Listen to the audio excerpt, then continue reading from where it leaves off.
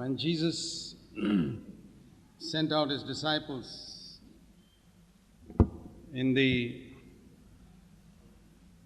just before his ascension to heaven, ಯೇಸು ಸ್ವಾಮಿ ಪುನರುತ್ಥಾನಾಗಿ ಹೋಗುವಾಗ ತನ್ನ ಶಿಷ್ಯರಿಗೆ ಆತನು ಕಳೆದ ಸಮಯದಲ್ಲಿ he told them to go and preach the good news of the gospel all over the world. ಲೋಕದ ಕಟ್ಟಕಡೆಗೆ ಹೋಗ್ಬಿಟ್ಟು ನೀವು ಸುವಾರ್ತೆ ಸಾರೆಂಬುದಾಗಿ ಆತನು ಹೇಳಿದನು.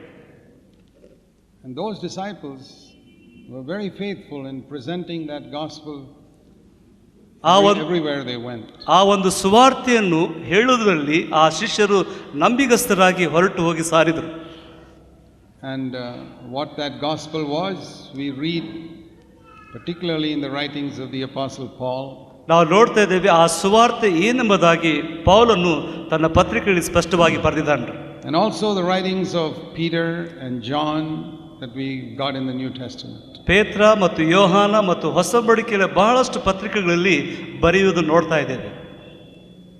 The Bible also says that Satan is the god of this world.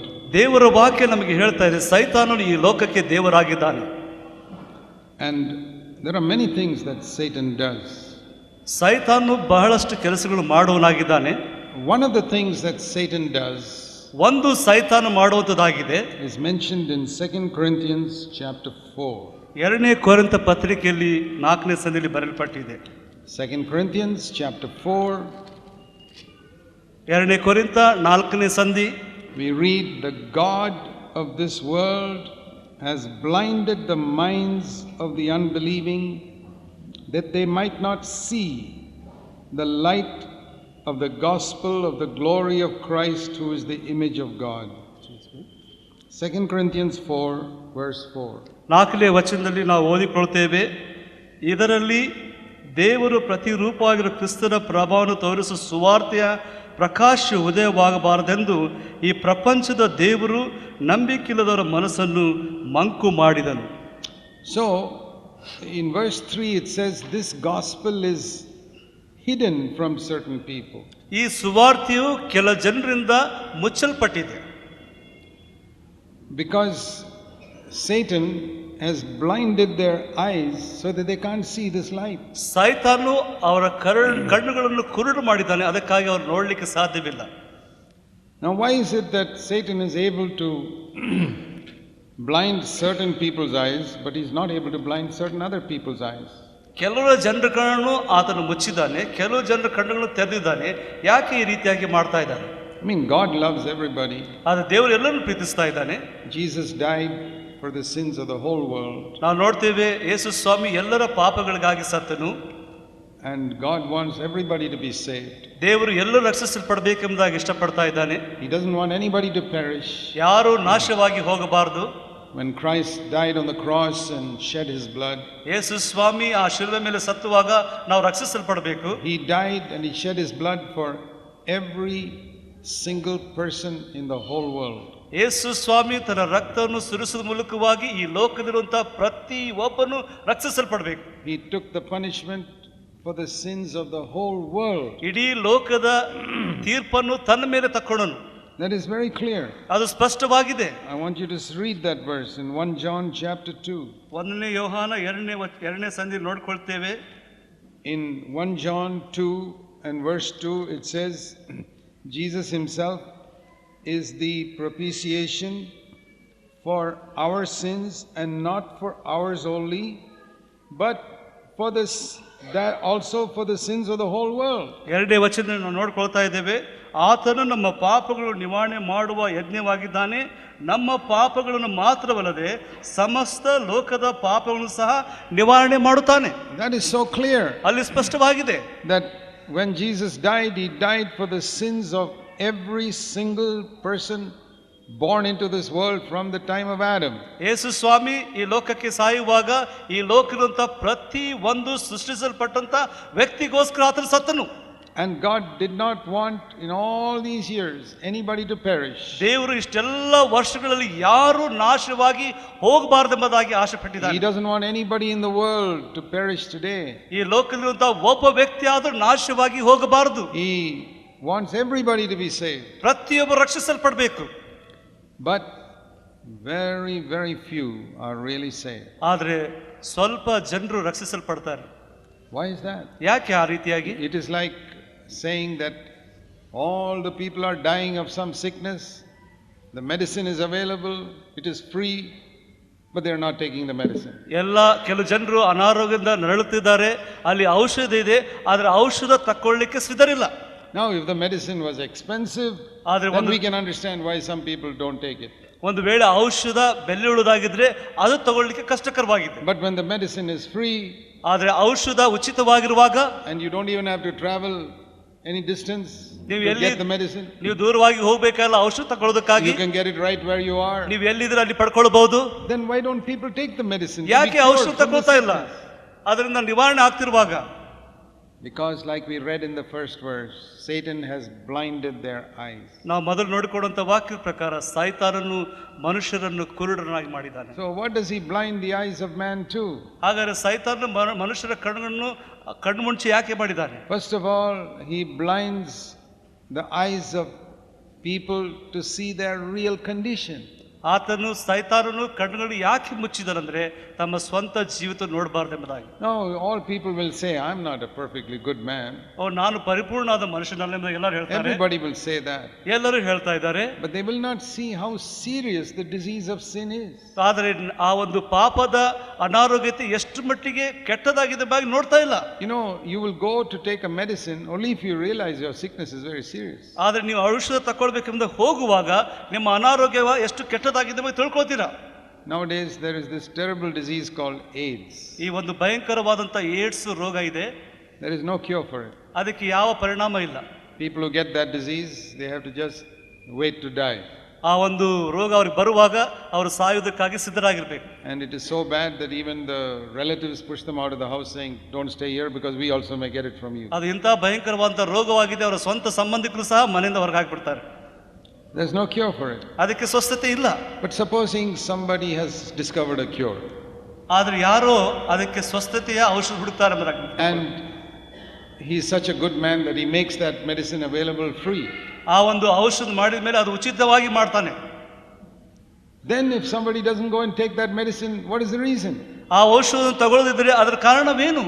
If that man dies of AIDS when the medicine is available next door, ಆ ಮುಂದೆ ಬಾಗಿಲಲ್ಲಿ ಔಷಧ ಸಿಗ್ತಾ ಇದೆ, ಆ ಏಡ್ಸ್ ಇಂದ ಸತ್ತು ಹೋಗ್ತಾ ಇದ್ದಾನೆ, why doesn't he go? ಯಾಕೆ ಆತನು ಹೋಗ್ತಾ ಇಲ್ಲ? There must be only one reason. ಅದರಲ್ಲಿ ಒಂದೇ ಒಂದು ಕಾರಣ ಇರಬಹುದು. He doesn't believe that he has got AIDS. ಆತನು ನಂಬ್ತಾ ಇಲ್ಲ ನನಗೆ ಏಡ್ಸ್ ಇದೆ ಎಂಬುದಾಗಿ. He'd say, why should I take that medicine? ಯಾಕೆ ನಾ ಔಷಧ ತಗೊಳ್ಬೇಕು? I don't have AIDS, I'm okay. ನನಗೆ ಏಡ್ಸ್ ಇಲ್ಲ, ನಾನು ಸರಿಯಾಗಿದ್ದೀನಿ. And then he dies of that AIDS. ಆ ಏಡ್ಸ್ ಇಂದ ಅದು ಸತ್ತು ಹೋಗ್ಬಿಡ್ತಾನೆ. That is the first thing that the devil blinds people to.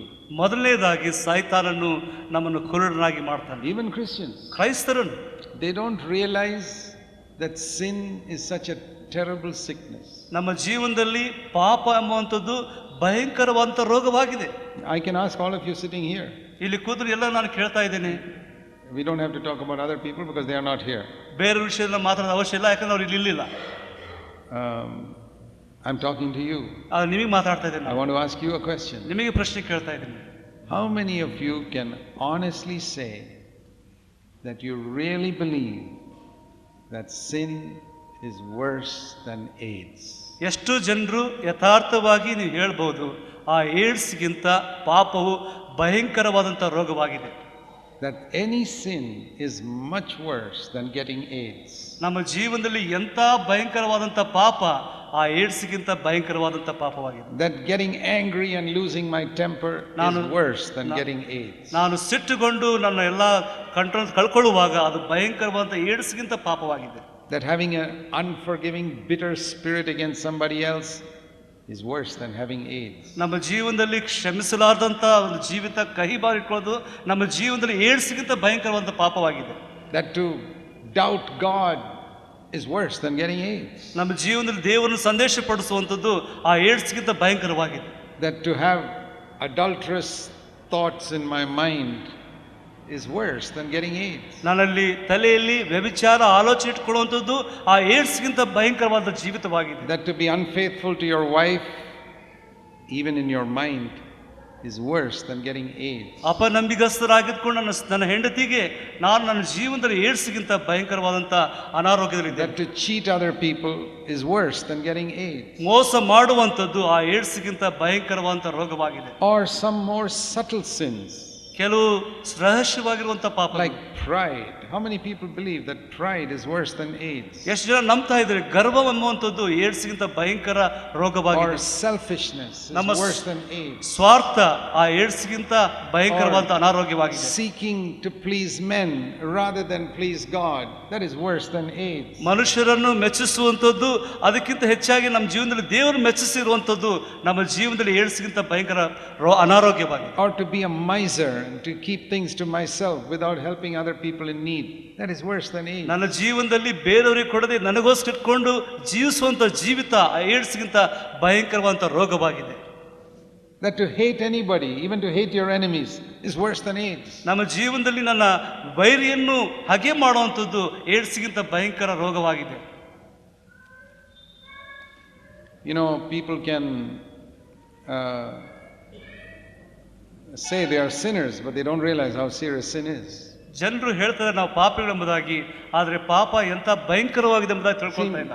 You know, if you got a cough and a cold, you don't think that's very serious. ನಿಮ್ಮ ಜೀವನದಲ್ಲಿ ನೆಗಡಿ ಕೆಮ್ಮು ಆಗಿದ್ರೆ ಅದು ಭಯಂಕರವಾದ ರೋಗ ಅಲ್ಲ. Or you get a little flu, you know, after 2-3 days the flu will go. ಸ್ವಲ್ಪ ಜ್ವರ ಬಂದ್ಬಿಡ್ತದೆ, ಜ್ವರ ಸ್ವಲ್ಪ ದಿವಸ ಆದ್ಮೇಲೆ ಹೊರಟು ಹೋಗ್ಬಿಡ್ತದೆ. Many people treat sin like that. ಆ ರೀತಿಯಾಗಿ ಕೆಲವು ಜನರು ಪಾಪವನ್ನು ಅನ್ಕೊಳ್ತಾ ಇದ್ದಾರೆ. Just a cough and cold, after some time it will go. ಅದಕ್ಕೆ ನೆಗಡಿ ಕೆಮ್ಮು ಆಗಿದೆ, ಅದು ಬರ್ತದೆ ಹೋಗ್ಬಿಡ್ತದೆ. If you get a cough and a cold, you're not afraid that you'll die. ನಿಮ್ಗೆ ಗೊತ್ತಿದೆ ನೆಗಡಿ ಕೆಮ್ಮು ಬಂದ್ಬಿಟ್ರೆ ನಾನು ಸಾಯೋದಿಲ್ಲ, ಪರವಾಗಿಲ್ಲ. So you see how even among Christians they don't believe that these sins I just mentioned are worse than AIDS. ನಮ್ಮ ಜೀವನದಲ್ಲಿ ಎಷ್ಟೋ ಕ್ರೈಸ್ತರು ಈಗ ನಾವು ಈಗಾಗಲೇ ಹೇಳಿದ ಹಾಗೆ ಆ ಏಡ್ಸ್ಗಿಂತ ಭಯಂಕರವಾದ ರೋಗ ಎಂಬುದಾಗಿ ನಾವು ಅನ್ಕೊಳ್ತಾ ಇಲ್ಲ.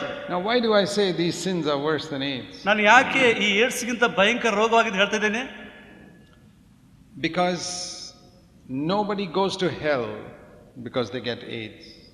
ಯಾವ ವ್ಯಕ್ತಿ ಏಡ್ಸ್ ಇಟ್ಕೊಂಡು ಆ ನರಕಕ್ಕೆ ಹೋಗೋದಿಲ್ಲ. There are many people who get AIDS and repent of their sins and accept Jesus as their savior and go to heaven. ಎಷ್ಟೋ ಜನರು ಏಡ್ಸ್ ಇಟ್ಕೊಂಡು ಯೇಸು ಕ್ರಿಸ್ತನಿಗೆ ಪಶ್ಚಾತ್ತಾಪಪಟ್ಟು ತಿರುಕೊಳ್ಳುವಾಗ ಅವರು ಪರಲೋಕಕ್ಕೆ ಹೋಗ್ತಾರೆ. But people who live in sin, ಆದರೆ ಪಾಪದಲ್ಲಿ ಜೀವಿಸುತ್ತ ಜನರು, even a simple thing like not forgiving somebody, ಸುಲಭವಾದಂತ ವಿಷಯ ಇನ್ನೊಬ್ಬರಿಗೆ ಕ್ಷಮಿಸದಂತ ಇರುವ ವಿಷಯ. Jesus said, if you don't forgive other people, your heavenly Father will not forgive you. ನೀವು ಜನರ ಪಾಪಗಳನ್ನು ಕ್ಷಮಿಸದೆ ಹೋದ್ರೆ ನಿನ್ನ ಪರಲೋಕ ತಂದೆ ನಿನ್ನ ಪಾಪಗಳನ್ನು ಕ್ಷಮಿಸುವುದಿಲ್ಲ. And nobody can go to heaven without their sin forgiven. ನಮ್ಮ ಪಾಪಗಳು ಕ್ಷಮಿಸಲ್ಪಡದೆ ಹೋದ್ರೆ ನಾವು ಪರಲೋಕಕ್ಕೆ ಹೋಗೋದಿಲ್ಲ. And if you don't forgive others, God won't forgive you. ನಾವು ಬೇರೆಯವರ ತಪ್ಪುಗಳನ್ನು ಕ್ಷಮಿಸಿದಾಗ ದೇವರು ನಮ್ಮ ತಪ್ಪುಗಳನ್ನು ಕ್ಷಮಿಸುವುದಿಲ್ಲ. Then you can't go into heaven. ಆವಾಗಲೂ ಸಹ ನಾವು ಪರಲೋಕ ರಾಜ್ಯಕ್ಕೆ You may not have AIDS, but you go to hell. ಆದ್ರೆ ನಿಮಗೆ ನಿಮ್ಮ ಜೀವನದಲ್ಲಿ ಏಡ್ಸ್ ಇದ್ರೂ ಸಹ ನರಕಕ್ಕೆ ಹೋಗುದಿಲ್ಲ. So people who don't have AIDS but don't forgive somebody go to hell. AIDS ಇಟ್ಕೊಂಡು ಬೇರೆಯವ್ರಿಗೆ ಕ್ಷಮಿಸದೆ ನರಕಕ್ಕೆ ಹೋಗ್ತಾರೆ. And people who have AIDS but who have repented of their sin go to heaven. ಆ ಏಡ್ಸ್ ಇಟ್ಕೊಂಡು ತಮ್ಮ ಜೀವನದಲ್ಲಿ ಕ್ಷಮಾಪಣೆ ಪಡ್ಕೊಂಡು ಅವ್ರು ಪರಲೋಕಕ್ಕೆ ಹೋಗ್ತಾರೆ. So nobody goes to hell because they got AIDS.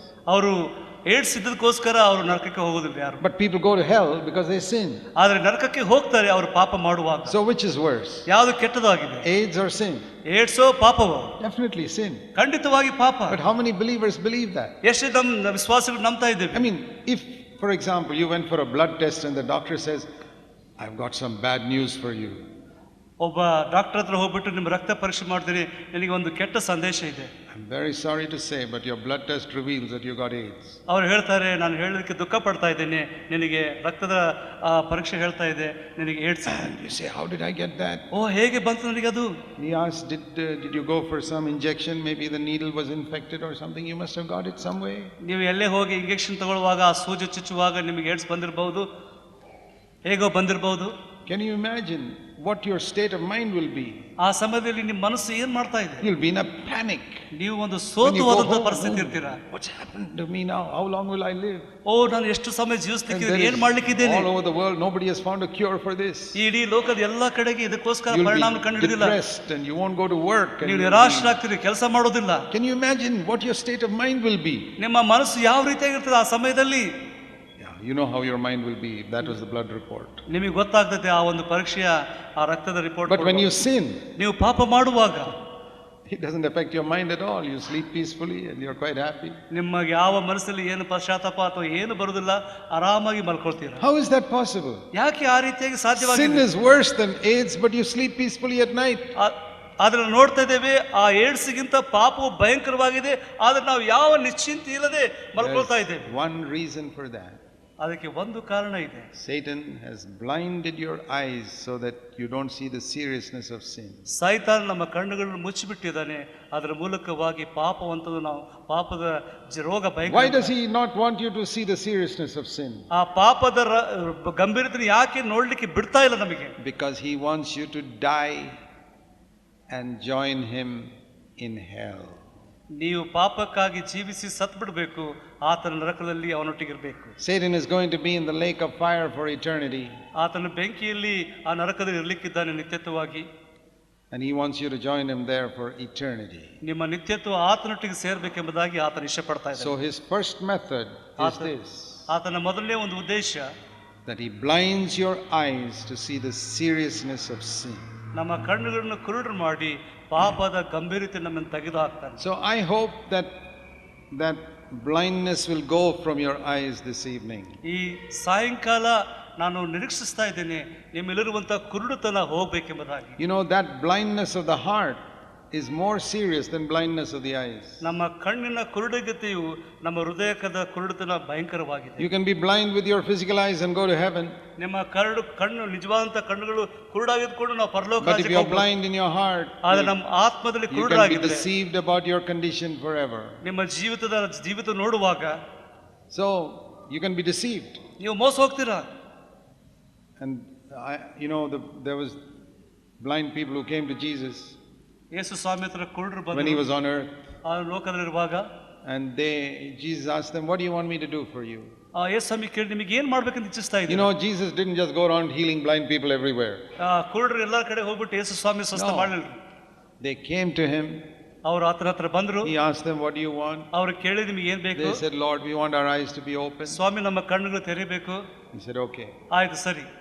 He opened their ಅವ್ರ eyes. ಕಣ್ಣುಗಳು ತೆರೆದನು. So there can be so many spiritually blind people sitting here. ಅದೇ ರೀತಿಯಾಗಿ ಎಷ್ಟೋ ಜನರು ಆತ್ಮೀಯತೆ ಕಣ್ಣು ಕುರುಡುಗಳಾಗಿದ್ದೇವೆ. Jesus is not just going to come and open everybody's eyes. ಎಲ್ಲರ ಕಣ್ಣುಗಳು ಯೇಸು ಸ್ವಾಮಿ ತೆರೀಲಿಕ್ಕಿಲ್ಲ. No.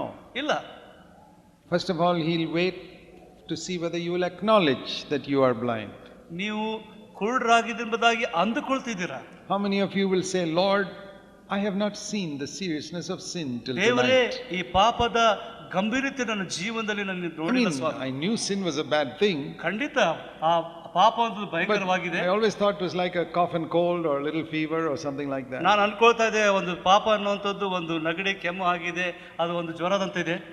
It's news to me today that sin is worse than AIDS. ಆದ್ರೆ ನನಗೆ ಗೊತ್ತಿದೆ ಈಗ ಏನಂದ್ರೆ ಅದು ಏಡ್ಸ್ಗಿಂತ ಭಯಂಕರವಾಗಿದೆ ಪಾಪ. I mean, when I sin, I don't take it too seriously, just like I don't take a cough and a cold seriously. ನನ್ನ ಜೀವನದಲ್ಲಿ ಪಾಪವನ್ನು ಯಾವ ರೀತಿಯಾಗಿ ಅಲಕ್ಷ್ಯವಾಗಿ ತಗೊಳ್ತಾ ಇದ್ದೋ ಅದೇ ರೀತಿಯಾಗಿ ನೆಗಡಿ ಕೆಮ್ಮು ಆಗಿ ತಗೊಳ್ತಾ ಇದ್ದೇನೆ. I sleep peacefully at night if ನಾನು I ರಾತ್ರಿ commit ಆರಾಮಾಗಿ sin, ಮಲ್ಕೊಳ್ತಾ ಇದ್ದೇನೆ. even after committing sin. ನಾವು ಪಾಪ ಮಾಡಿದ ಮೇಲೆ Just like I sleep peacefully at night if I got a cough and a cold. ನಾನು ಯಾವ ರೀತಿಯಾಗಿ ಕಾಫ್ ಕೋಲ್ಡ್ ಬರುವಾಗ ನಾನು ಮಲ್ಕೊಳ್ತಾ ಇದ್ದೇನೋ. But I won't sleep peacefully at night if I got a blood report today that I had AIDS.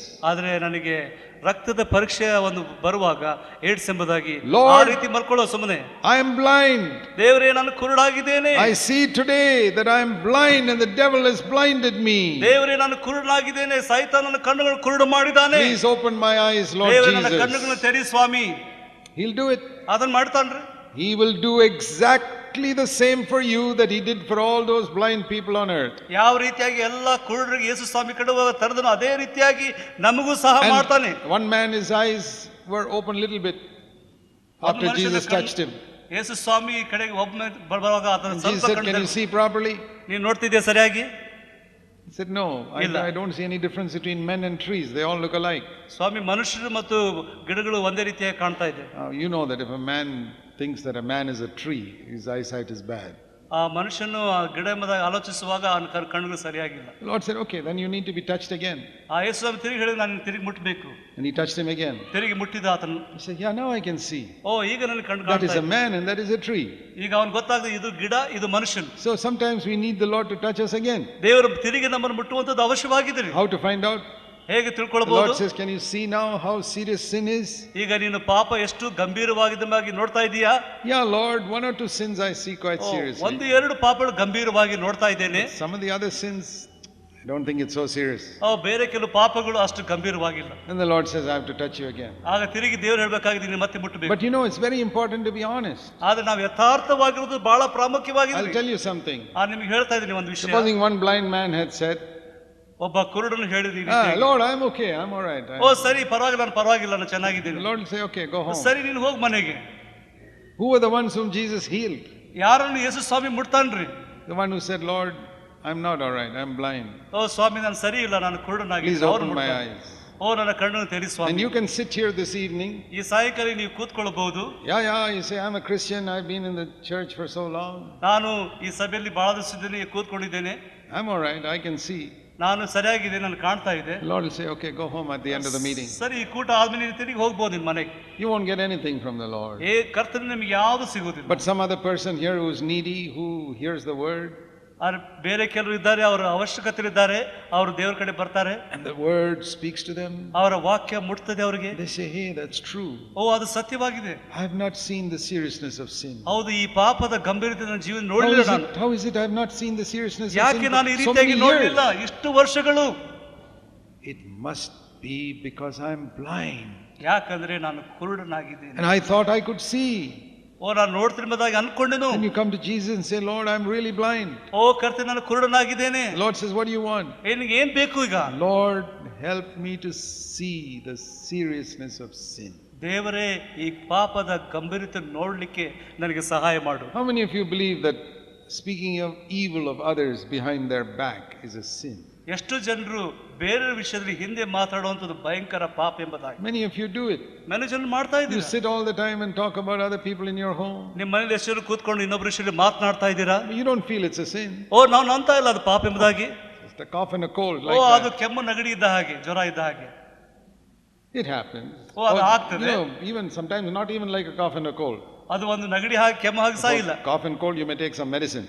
ಕೆಲವು ಸಾರಿ ಕೆಮ್ಮು ನೆಗಡಿ ಬರುವಾಗ ಸ್ವಲ್ಪ ಔಷಧ For some ತಗೊಳ್ತೇವೆ. people, sin is like sneezing. ಓ, ಕೆಲವು ಜನರು ಈ ಒಂದು ಪಾಪ ಅನ್ನುವಂಥದ್ದು ಒಂದು ನೆಗಡಿ ಹಾಗೆ ಇದೆ. Oh, I sneeze. ಓ, ನಾನು ಇದು ಮಾಡ್ತೇನೆ. It's not serious. ಓ, ಅದು ಪರವಾಗಿಲ್ಲ. Oh, I backbit against somebody. It's okay. ಹಿಂದೆ ನಾನು ಮಾತಾಡಿದ್ದೇನೆ, ಪರವಾಗಿಲ್ಲ. How sad it is ಓ, ಎಷ್ಟು ದುಃಖಕರವಾಗಿದೆ that people can take sin so lightly. ಆ ಪಾಪವನ್ನು ಎಷ್ಟು ಸಾಧಾರಣವಾಗಿ Who ತಗೊಂಡು. did that? ಯಾರು ಮಾಡಿದರು? The devil has done a tremendous work ಸೈತಾನನು ಭಯಂಕರವಾದಂತಹ of ಕೆಲಸವನ್ನು ಮಾಡಿ blinding our eyes ನಮ್ಮ ಕಣ್ಣುಗಳನ್ನು ಕುರುಡರನ್ನಾಗಿ to the ಮಾಡಿದ seriousness of sin. ಆ ಒಂದು ಪಾಪದ ಗಂಭೀರತೆ ವಿಷಯ. So I believe that is the first blindness that we need to have our eyes open to. ನಮ್ಮ ಜೀವನದಲ್ಲಿ ಅಂತ ಒಂದು ವಿಷಯದಲ್ಲಿ ನಮ್ಮ ಕಣ್ಣು ತೆರೆಯುವಂಥದ್ದು That ಪ್ರಾಮುಖ್ಯವಾಗಿದೆ. sin is not even like a cough and a cold. It's not like fever. It's not like sneezing.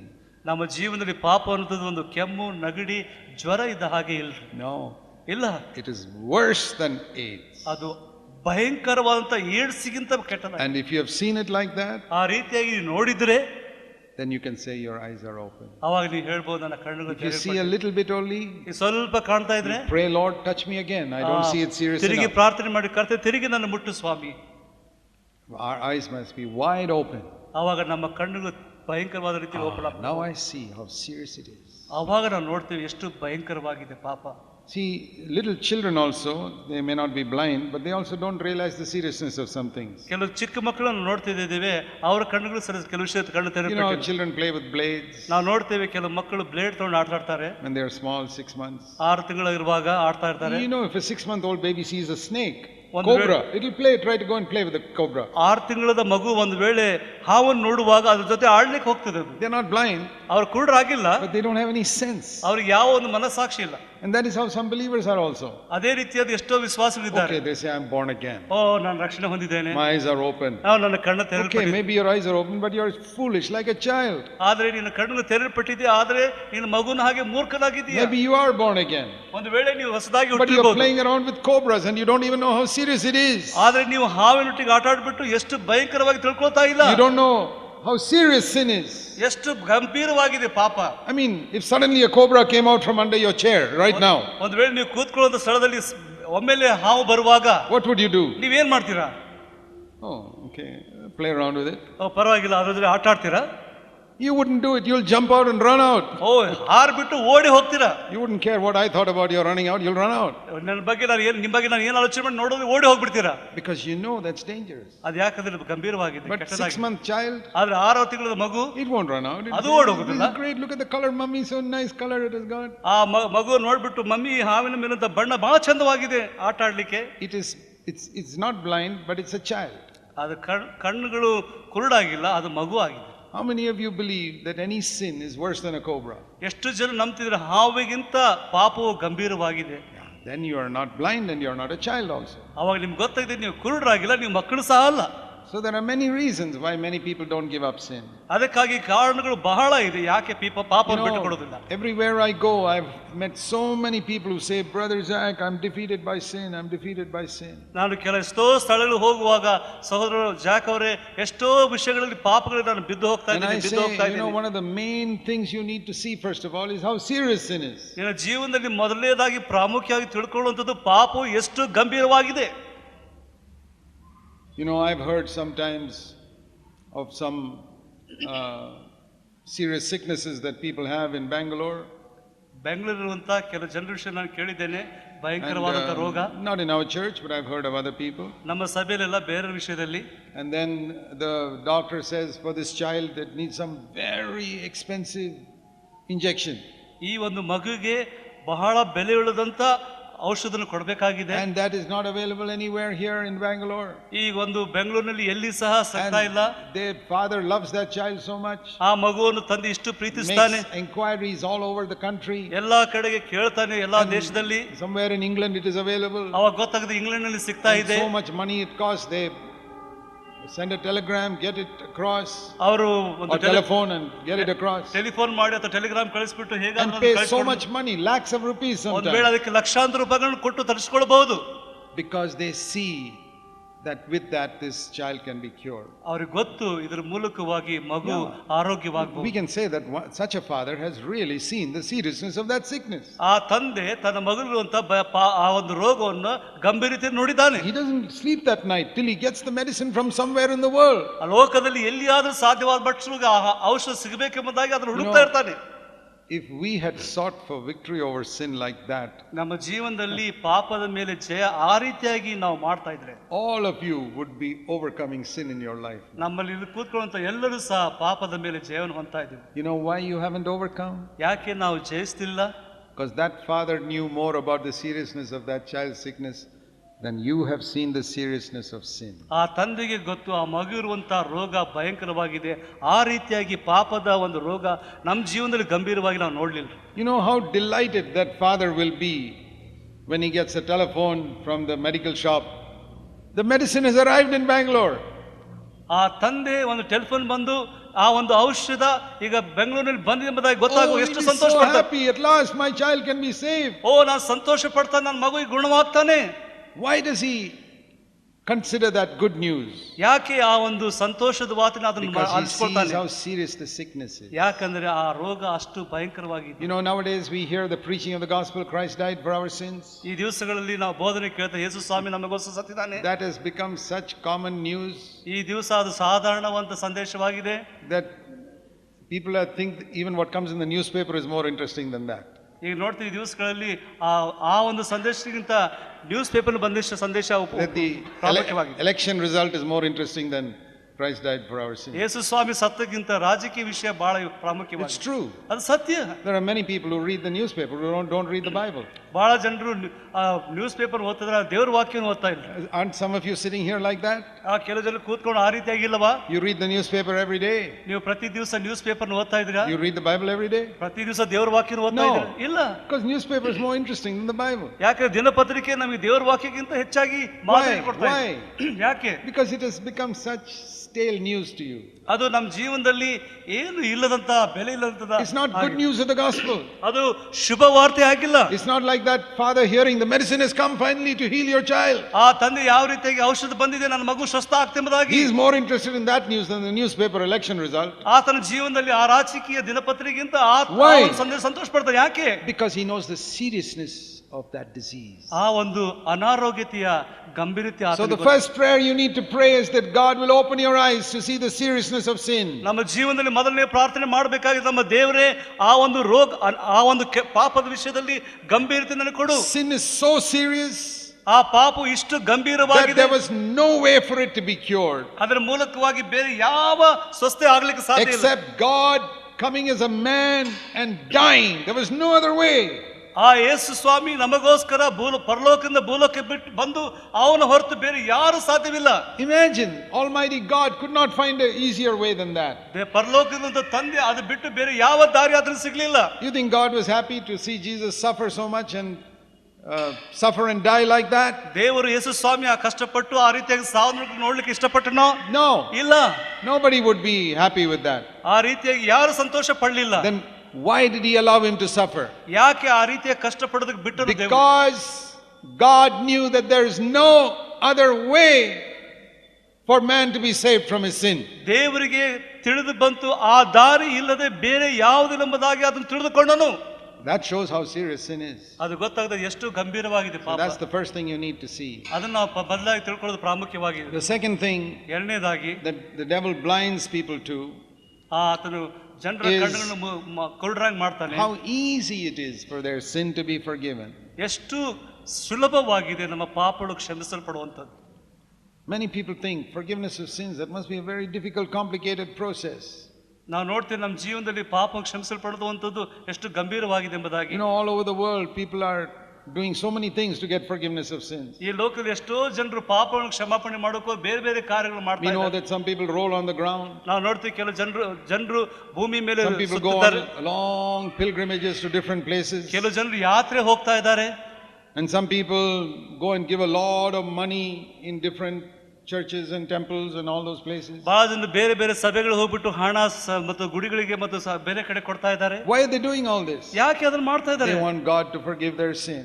ದೇವರು ಅವರ ಪಾಪಗಳನ್ನು ಕ್ಷಮಿಸಬೇಕು. There are many people who burn candles. ನಾವು ನೋಡ್ತೀವಿ ಕೆಲವು ಜನರು ಮೇಣಬತ್ತಿನ ಹತ್ತಾರೆ. Ask priests to please pray for the forgiveness of my sin and have to give the priest money. ಆ ಒಂದು ಯಾಜಕರ ಮುಂದೆ ಹೋಗ್ಬಿಟ್ಟು ಅವರು ಹಣವನ್ನು ಕೊಟ್ಬಿಟ್ಟು ನಮ್ಮ ಪಾಪಗಳನ್ನು ಕ್ಷಮಾಪಣೆಗೋಸ್ಕರ ಪ್ರಾರ್ಥನೆ ಮಾಡ್ರಿ.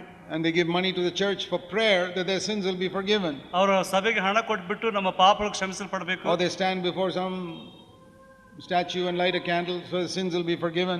ಒಂದು ಮೂರ್ತಿ ನಿಂತ್ಕೊಂಡ್ಬಿಟ್ಟು ಒಂದು ಮೇಣಬತ್ತಿಯಿಂದ ನಮ್ಮ ಪಾಪಗಳನ್ನು ಕ್ಷಮಿಸಬೇಕೆಂಬುದಾಗಿ. So many ways people are seeking to get their sins forgiven. ಎಷ್ಟೋ ರೀತಿಯಾದ ದಾರಿಗಳನ್ನು ಹುಡುಕಿ ಬಿಟ್ಟು ತಮ್ಮ ಪಾಪಗಳು ಕ್ಷಮಾಪಣೆ ಆಗಬೇಕೆಂಬುದಾಗಿ. Or some people think if I give a lot of money to poor beggars and all my sin will be forgiven. ನನ್ನ ಜೀವನದಲ್ಲಿ ಕೆಲವು ಭಿಕ್ಷಕರಿಗೆ ಬೇರೆಯವರಿಗೆ ಹಣ ಕೊಟ್ಬಿಟ್ಟು ನಾನು ಕ್ಷಮಾಪಣೆ ಪಡ್ಕೊಳ್ತೇನೆ. But the trouble with all these things ಇದೆಲ್ಲ ಮೂಲಕ ಕಷ್ಟ ಏನಂದ್ರೆ is you're never sure whether you have done enough to get your sins forgiven. ಈ ರೀತಿಯಾಗಿ ಸಾಕಷ್ಟು ಮಾಡಿದ್ರೆ ಎಂಬುದಾಗಿ. How will I know whether I've done enough? ನಾನು ಹೇಗೆ ಗೊತ್ತಾಗ್ತದೆ ನಾನು ಸಾಕಷ್ಟು ಮಾಡಿದ್ದೀನಿ? Whatever I may do, ನಾನು ಏನು ಮಾಡಿದ್ರು, supposing I have given 1 lakh for poor people and beggars. ಒಂದು ವೇಳೆ ಬಡವರಿಗೆ ಮತ್ತು ಭಿಕ್ಷುಕರಿಗೆ 1 ಲಕ್ಷ ಕೊಟ್ಟಿದ್ದೇನೆ. Devil says 1 lakh is not enough. ಆಗ ಸೈತಾನ ಇದೆ 1 lakh ಸಾಲದಿಲ್ಲ. What to do now? ಈಗ ಏನು ಮಾಡಬೇಕು? Okay, I'll give some more. ಇನ್ನೂ ಸ್ವಲ್ಪ ಕೊಡ್ತೇನೆ. All your life you're not sure.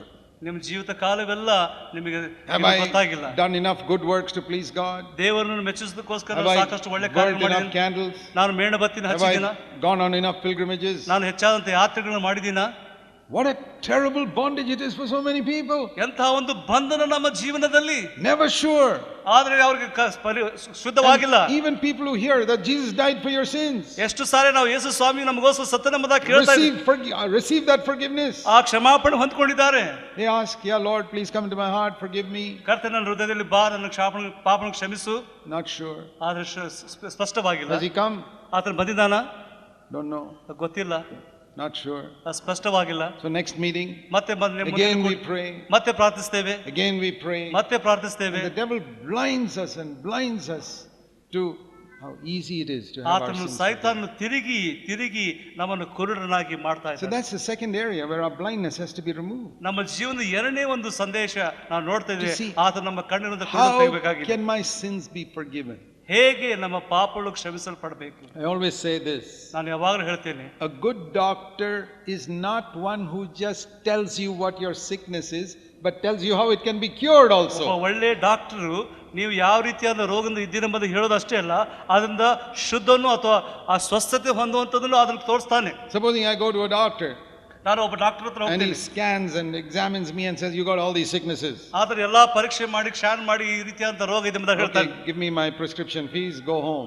ಅವ್ರಿಗೆ ಈಗ ನಾನು ದುಡ್ಡು ಕೊಟ್ಬಿಟ್ಟು ನೀನು ಹೋಗ್ಬಿಡು ಅಂತ ಹೇಳ್ತಾನೆ. Doesn't tell me how can be cured. ಆತನು ಯಾವ ರೀತಿಯಾಗಿ ನಾನು ಶುದ್ಧ ಹೊಂದಬಹುದು, He- ಸ್ವಸ್ಥತೆ ಒಂದು ಹೇಳೋದಿಲ್ಲ. Taken his consultation ಅವನು fee, ದುಡ್ಡನ್ನು ತಗೊಂಡ್ಬಿಟ್ಟಿದ್ದಾನೆ. gives me no prescription. ಆತನೆಲ್ಲ ಬರೆದು ಬಿಟ್ಟಿದ್ದಾನೆ. He's not a good doctor. ಆತನು ಒಳ್ಳೆ ಡಾಕ್ಟರ್ ಅಲ್ಲ. I'll never go to him again. ಮತ್ತೆ ತಿರುಗಿ ಆತನ ಹತ್ರ ಹೋಗೋದಿಲ್ಲ ನಾನು. I want to go to a doctor who can tell me how I can be cured, not to somebody who tells me what my sickness is. ನಾನು ಯಾವ ರೀತಿಯಾದ ರೋಗ ಹೇಳೋದು ಅಷ್ಟೇ ಅಲ್ಲ, ಯಾವ ರೀತಿಯಾಗಿ ನಾನು ಸ್ವಸ್ಥತೆ ಹೊಂದಬೇಕು ಅಂತ ಡಾಕ್ಟರ್ ಹತ್ರ ನಾನು ಹೋಗ್ತೇನೆ. I don't want to listen to preaching that just tells me how bad I am.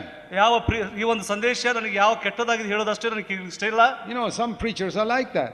ಆದ್ರೆ ಕೆಲವು ಬೋಧಕರು ಆ ರೀತಿಯಾಗಿದ್ದಾರೆ. You listen to them, they'll all only tell you how bad you are. ಅವ್ರು ಯಾವ ರೀತಿ ಕೆಟ್ಟದೆ ಎಂಬುದಾಗ ಯಾವಾಗಲೂ ಹೇಳ್ತಾ ಇರ್ತಾರೆ. This is your sin, that is your sin, this is your sin, this is your sin, and it's all correct also. ಇದು ಪಾಪ, ಇದು ಪಾಪ, ಇದು ಪಾಪ, ಅದೆಲ್ಲ ಕರೆಕ್ಟ್ But ಆಗಿದೆ. how to be cured from it? ಹೇಗೆ ನಾನು ಶುದ್ಧ ಹೊಂದಬಹುದು, ಸ್ವಸ್ಥತೆ ಹೊಂದಬಹುದು? I don't have time to tell you all that. ಅದನ್ನ ಹೇಳಲಿಕ್ಕೆ ಅವ್ರ ಸಮಯ ಇಲ್ಲ. Don't go and listen to such preachers. ಅಂತ ಬೋಧಕರನ್ನು ಕೇಳಬೇಡ್ರಿ. You need someone who will tell you how this problem can be solved. ಈ ಒಂದು ಸಮಸ್ಯೆಯನ್ನು ಹೇಗೆ ಪರಿಹಾರ ಮಾಡಬಹುದು? First thing is, how can my sin be forgiven? ನನ್ನ ಪಾಪಗಳು ಯಾವ ರೀತಿ ಕ್ಷಮಿಸಲ್ಪಡುವಂತದ್ದು ತಿಳ್ಕೊಳ್ಳೋದು ಮೊದಲೇದಾಗಿದೆ. You need to say, Lord, open my eyes to see it. ಓ ದೇವರೇ, ಅದು ನೋಡೋದಕ್ಕಾಗಿ ನನ್ನ ಕಣ್ಣು ತೆರಿ. I'm blind. ಓ ನಾನು I ಕುರುಡನಾಗಿದ್ದೇನೆ. don't know how I acknowledge I'm a sinner. ಹೌದು, ನಾನು ಪಾಪದಿಂದಾಗಿ But ತಿಳ್ಕೊಂಡಿದ್ದೇನೆ. how to be forgiven? ಹೇಗೆ ನಾನು ಕ್ಷಮಿಸಲ್ಪಡಬೇಕು? You know, let me show you a verse. ನಿನ್ನ ಒಂದು ವಾಕ್ಯವನ್ನು ನಾವು ನೋಡ್ಕೊಳ್ಳೋಣ. 1 John chapter 1 1 ಯೋಹಾನ 1ನೇ ಸಂಧಿ and verse 9. 9ನೇ ವಚನ. If we confess our sins, he is faithful and righteous to forgive us our sins and to cleanse us from all unrighteousness. ನಮ್ಮ ಪಾಪಗಳನ್ನು ಒಪ್ಪಿಕೊಂಡು ಅರಿಕೆ ಮಾಡಿದರೆ ಆತ ನಂಬಿಗಸ್ತ ನೀತಿವಂತನಾಗಿರುವುದರಿಂದ ನಮ್ಮ ಪಾಪಗಳನ್ನು ಕ್ಷಮಿಸಿ ಬಿಟ್ಟು ಸಕಲ ಅನೀತಿಯಿಂದ ಪರಿಹರಿಸಿ ನಮ್ಮನ್ನು ಶುದ್ಧಿ ಮಾಡ್ತಾನೆ. He is faithful, it says in this verse. ಈ ವಾಕ್ಯದಲ್ಲಿ ಹೇಳ್ತೇನೆ, ಆತ ನಂಬಿಗಸ್ತನು. He is faithful. ಆತನು ನಂಬಿಗಸ್ತನು. That means he will keep his word. ಆತನು ತನ್ನ ಮಾತುಗಳನ್ನು ಇಡ್ತಾನ್ರಿ. You know, human beings don't keep their word. ಮನುಷ್ಯರು ತಮ್ಮ ಮಾತುಗಳನ್ನು ಇಡೋದಿಲ್ಲ. That's why when something serious like transferring a house property or something, you have to sign on a stamp paper worth 50,000 rupees or something like that. ಅದಕ್ಕಾಗಿ ಕೆಲವು ಜನರು ಸ್ಟಾಂಪರ್ ಮೇಲೆ 50,000 ರೂಪಾಯಿ ಬರೀತಾರೆ ಕೆಲವು ಸಾರಿ. Why so much money? ಯಾಕೆ ಅಷ್ಟು ದುಡ್ಡು? You can't trust this fellow's word. ಯಾಕಂದ್ರೆ ಆತನ ಮಾತುಗಳನ್ನು ಅವ್ರು ನಂಬ್ತಾ ಇಲ್ಲ. Nobody will buy a house property just on a piece of paper. One fellow signs, okay, I've given you the house. ಯಾರು ಸಹ ಒಂದು ಮನೆ ಆಸ್ತಿಯನ್ನು ಒಂದು ಯಾವ್ದೋ ಪೇಪರ್ ಮೇಲೆ ಬರೆದ್ಬಿಟ್ಟು ತಗೊಳ್ಳೋದಿಲ್ರಿ. And say, no, I can't accept that. ಓ, ಅದನ್ನ ನಾನು ನಂಬೋದಿಲ್ಲ. Let's go to the registrar's court, you pay the stamp duty, sign before them, get witnesses and all that, then I'll accept it. ನಾನು register ಆಫೀಸ್ಗೆ ಹೋಗ್ಬೇಕು, ಸಾಕ್ಷಿ ಪಡ್ಕೋಬೇಕು, ಆ stamp ಮೇಲೆ ಸಹಿ ಮಾಡಬೇಕು, ಅವಾಗ ನಾನು ನಂಬ್ತೇನೆ. Because they are not faithful. ಯಾಕಂದ್ರೆ ಜನರು Their ನಂಬಿಗಸ್ತರಿಲ್ಲ. word means nothing. ಅವರ ಮಾತುಗಳು ಏನಿಲ್ಲ. That is why even marriage, they say, you register and sign and witnesses. Even marriage also, you can't trust people. ಈ ದಿವಸಗಳಲ್ಲಿ ಮದುವೆ ಸಹ ನೋಡ್ತೇವೆ, ರಿಜಿಸ್ಟರ್ ಮದುವೆ ಮಾಡಬೇಕು. ಯಾಕಂದ್ರೆ ಜನರು ನಂಬಲಿಕ್ಕೆ ಮಾತುಗಳು ನಂಬಲಿಕ್ಕೆ ಸಾಧ್ಯವಿಲ್ಲ. Even if two people say they love each other, love or whatever it is, you sign here and get the witnesses, then only you are married. ನೀವು ಮದುವೆ ಮಾಡ್ಕೊಳ್ತಾರಂತ ಪ್ರೀತಿ ಮಾಡ್ತಾ ಏನಿದ್ರು ಪರವಾಗಿಲ್ಲ, ಈ ರಿಜಿಸ್ಟರ್ ಸಹಿ ಮಾಡಬೇಕು. Because people can't be trusted. ಯಾಕಂದ್ರೆ ನಂಬಬೇಕಾಗಿದೆ. That is the world we live in. ಅದೇ ಲೋಕ ನಾವು And ಜೀವಿಸ್ತಾ since we are surrounded by people who don't keep their word, ನಾವು ಸುತ್ತಲಿರುವಂತ ಜನರಿಂದ ಇದ್ದೇವೆ, And ಮಾತುಗಳು ಇಡೋದಿಲ್ಲ. worse, we ourselves are like that. ನಾವು ಸಹ ಅದೇ ರೀತಿಯಾಗಿದ್ದೇವೆ. We think God also must be like that. ಓ, ಆ ರೀತಿಯಾಗಿ ದೇವರು ಇರ್ಬೋದೆಂಬುದಾಗಿ ನಂಬ್ತಾ ಇದ್ದೇವೆ. We don't know whether he'll keep his word or not. ಓ, ಆತನ ಮಾತನ್ನು ಇಡ್ತಾನೋ ಇಲ್ಲ ಗೊತ್ತಿಲ್ಲ. But it says here he is faithful. ಆದ್ರೆ ಇಲ್ಲಿ ಹೇಳ್ತೇವೆ, ದೇವರು ನಂಬಿಗಸ್ತನು. The Bible says, let God be true, even if every man is a liar. ದೇವರು ಆತನು Let God be true. ಸೈತಾನನು ಸುಳ್ಳುಗ ಎಲ್ಲ Let God be true. ದೇವರು ಒಳ್ಳೆಯವನು ಅಂತ ಹೇಳ್ತಿದ್ದೇವೆ. And let every man be a liar. ಎಲ್ಲ ಮನುಷ್ಯ ಸುಳ್ಳುಗಾರ. Even if every man is a liar. ಎಲ್ಲ ಮನುಷ್ಯ ಸುಳ್ಳುಗಾರ. God is true. ಆತನು ಸತ್ಯವಂತನಾಗಿದ್ದಾನೆ. And what does it say here? ಇಲ್ಲಿ ಏನು ಹೇಳ್ತಾ ಇದೆ? What is our part? ನಮ್ಮ ಏನ್ ಮಾಡಬೇಕಾಗಿದೆ? Confess our sin. ನಾವು ಪಾಪನ ಒಪ್ಪಿಕೊಳ್ಬೇಕು. What is his part? ಆತನ ಕಾರ್ಯ ಏನು? Forgive us. ಆತನ ಕ್ಷಮಿಸುವುದು. So I ask people, ನಾನು ಹೇಳ್ತೀನಿ ಕೆಲವು have you gone to Jesus? ನೀವು ಯೇಸು ಸ್ವಾಮಿ ಹತ್ರ ಹೋಗಿದ್ದೀರಾ? Have you said, Lord, I am a sinner? ನೀವು ಹೇಳಿದ್ರೆ ನಾನು ಪಾಪಿ ಎಂಬುದಾಗಿ. Have you asked him to forgive you? ನಿಮ್ಮ ಪಾಪನ Oh ಕ್ಷಮಿಸಲಿಕ್ಕೆ. yes, we did that. ನಾವು ಮಾಡಿದ್ವಿ ಆ ರೀತಿಯಾಗಿ. And God didn't do his part? ದೇವರು ತನ್ನ ಕಾರ್ಯವನ್ನು ಮಾಡಲಿಲ್ವಾ? Then God is a liar. ಹಾಗಾದ್ರೆ ದೇವರು ಸುಳ್ಳುಗಾರನು. You are the faithful man. ನೀನು ನಂಬಿಗಸ್ತನಾದ ಮನುಷ್ಯನು. And you got an unfaithful God up in heaven. ಅಪನಂಬಿಗಸ್ತನ ದೇವರು ಇದ್ದಾನೆ ಪರಲೋಕ ರಾಜ್ಯದಲ್ಲಿ. Then they realize how serious it is not to believe in God. ಆವಾಗ ಅವರಿಗೆ ಗಂಭೀರತೆ ಬರ್ತದೆ, ದೇವರನ್ನ ನಂಬಾರ್ದು. You know, if you have really turned from your sins, ನಿಮ್ಮ ಪಾಪವನ್ನು ನೀವು and you ತಿರುಗಿಕೊಂಡಿದ್ದೀರಿ, said, Lord, I am sorry. ದೇವರೇ ನನಗೆ ಕ್ಷಮಿಸು, Please forgive me. ನನಗೆ ಕ್ಷಮಿಸು ದೇವರೇ. God will forgive you ದೇವರು immediately. ಖಂಡಿತವಾಗಿ ಕ್ಷಮಿಸ್ತಾನೆ. And it says here that He'll cleanse us from all unrighteousness. ಆತ ನಮ್ಮೆಲ್ಲ ಸಕಲ ಅನೀತಿಯಿಂದ ಪರಿಹರಿಸ್ತಾನೆ. That's how it is. ಅದೇ ರೀತಿಯಾಗಿದೆ. He is faithful. ಆತನು Forgive us and cleanse us from all unrighteousness. ಆತನು ನಮ್ಮ ಪಾಪವನ್ನು ಕ್ಷಮಿಸಿ ಎಲ್ಲ ಅನೀತಿಯಿಂದ ಪರಿಹರಿಸ್ತಾನೆ. You don't have to worry about it. ಯಾವ ವಿಷಯ ನೀವು ಚಿಂತೆ ಮಾಡಬೇಕಾಗಿಲ್ಲ. You can be absolutely sure before you get up from your seat. ನೀವು ಈ ಒಂದು ಚೇರನ್ನು ಎದ್ಕೊಳ್ಳುವಾಗ ನೀವು ತಿಳ್ಕೊಳ್ಬಹುದು ಖಂಡಿತವಾಗಿ. If you have done your part, ನಿಮ್ಮ ಕೆಲಸ ನೀವು ಮಾಡಿದ್ರೆ, it's like an agreement. You do your part, I'll do my part. ಒಂದು ಅಗ್ರಿಮೆಂಟ್ ನಾವು ಮಾಡುವಾಗ ನಿನ್ನ ಕೆಲಸ ನೀನು ಮಾಡ್ತೀವಿ, ನಾನು It's like somebody sells a house. ಮನೆ ಒಂದು ಮಾರುವಾಗ, you give me 1 lakh, I'll give you the house. ನೀನು 1 ಲಕ್ಷ ಕೊಡು, ನಾನು ಮನೆ ಕೊಡ್ತೀನಿ. And we sign the agreement. ಆ ಅಗ್ರಿಮೆಂಟ್ ನಾವು ಬರಿತೇವೆ. And they got it. ಅವ್ರು ತೆಗ್ತಿದ್ದೀಗ, It's finished. ಆಯ್ತು, That's the end of the matter. ಅದು ಮುಗಿದೋದು ಕೆಲಸ. But if you don't do your part, ಒಂದು ವೇಳೆ ನಿಮ್ಮ ಕೆಲಸ ನೀವು ಮಾಡದಿದ್ರೆ, then of course he can't do his part. ಅವನ ಕೆಲಸ ಅವನು ಮಾಡ್ಲಿಕ್ಕೆ ಸಾಧ್ಯ ಇಲ್ಲ. So in the same way here, ಅದೇ ರೀತಿಯಾಗಿ if you're faithful to forgive, if you are faithful to confess your sin, ನೀವು ನಂಬಿಗಸ್ತರಾಗಿ ನಿಮ್ಮ ಪಾಪಗಳನ್ನು ಒಪ್ಕೊಳ್ಳುವಾಗ, he is faithful to forgive you ಆತನ ನಂಬಿಗಸ್ತರು ಕ್ಷಮಿಸೋದಕ್ಕೋಸ್ಕರ immediately, ಒಮ್ಮೆಲೆ, completely, totally. ಪರಿಪೂರ್ಣವಾಗಿ. It's simple faith. ಸುಲಭವಾದ ನಂಬಿಕೆ. If you have done your part, ನಿಮ್ಮ you ಕೆಲಸ can ನೀವು be ಮಾಡಿದ್ರೆ absolutely sure ನಿಮಗೆ ಪರಿಪೂರ್ಣವಾಗಿ ನಂಬಿಕೆ ಬರಬೇಕು, that Jesus will do his part. ದೇವರು ತನ್ನ ಕೆಲಸ. Anybody, it doesn't matter what religion you are, what denomination you are. ನೀವು ಯಾವ ಕುಟುಂಬದಕ್ಕೆ, ಯಾವ ಸಭೆಗೆ, ಯಾವ ರೀತಿಯಾದ ಇದ್ರೂ ಸಹ, It's important to be absolutely sure ನೀವು ಪರಿಪೂರ್ಣವಾಗಿ ತಿಳಿದುಕೊಳ್ಳಬೇಕಾಗಿದೆ that your sin is all forgiven. ನಿಮ್ಮೆಲ್ಲ ಪಾಪಗಳು ಕ್ಷಮಿಸಲ್ಪಟ್ಟಿದೆ. You should not be 99% sure, 100% sure. 99% ಅಷ್ಟೇ ಅಲ್ಲ, 100% ನಾವು ನಂಬಬೇಕಾಗಿದೆ. It's like if one doctor says, yeah, I am 99% sure that you are free from AIDS. ನಾನು 99% ನೀನು ಆ ಏಡ್ಸ್ ಇಂದ ಪರಿಪೂರ್ಣ ಸ್ವಸ್ಥವಾಗಿದೆಯಾ? Will you sleep peacefully at night? ಆಗ ರಾತ್ರಿ ನೀವು ಯಾವ ರೀತಿಯಿಂದ ಕಷ್ಟ ಇಲ್ಲದೆ ಮಲ್ಕೊಳ್ತೀರಾ? I won't sleep peacefully. ನಾನು ಮಲ್ಕೊಳ್ಳೋದು ಆ ರಾತ್ರಿ. I'll say 99% is not enough for me. 99% ಸಾಕಾಗಿಲ್ಲ ನನಗೆ. In mathematics and all, 99% is enough, but not in this matter. ಗಣಿತದಲ್ಲಿ 99% ಪರವಾಗಿಲ್ಲ, ಇಲ್ಲಿ Here I want 100%. You must assure me I am free from all sickness. ನನ್ನ ಜೀವನದಲ್ಲಿ 100% ನಾನು ತಿಳ್ಬೇಕು, ನಾನು ಎಲ್ಲ ಅನಾರೋಗ್ಯದಿಂದ ನಾನು ಸ್ವಸ್ಥವಾಗಿದ್ದೀನಿ. So you must be 100% sure that your sins are forgiven.